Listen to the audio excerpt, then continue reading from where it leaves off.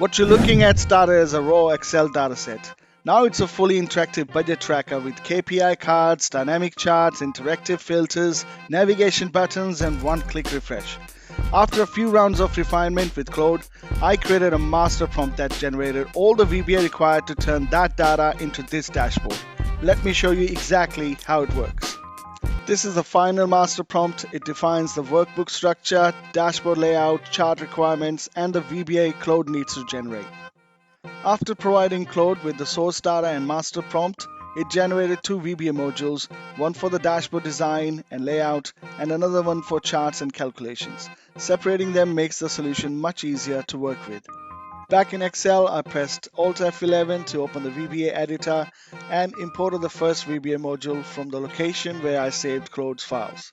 Next, Alt Q closed the VBA editor, then Alt F8 opened the macro window where I selected Build Layout and ran the macro.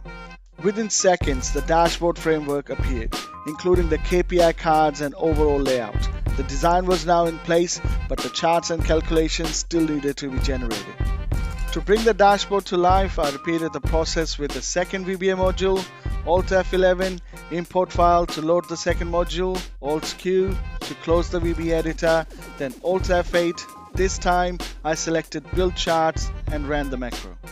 And just like that, the dashboard was alive. The charts appeared, the calculations kicked in, and everything became fully interactive. Honestly, I couldn't believe it worked this smoothly. But the real test was what happened when new data was added.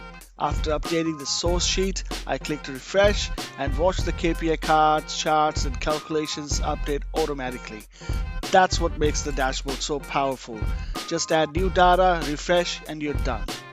You'll find the dashboard, VBA files, and master prompt in the description below. If you're using a different dataset, make sure to update the highlighted section.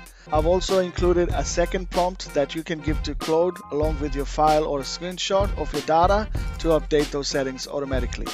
Before you go, here's one final tip when working with AI. Think of yourself as director and AI as the actor. The better your instructions, the better the performance. AI can execute, but your direction determines the outcome. If you found this video helpful, please give it a like and subscribe. Thank you for watching, and I'll see you in the next one.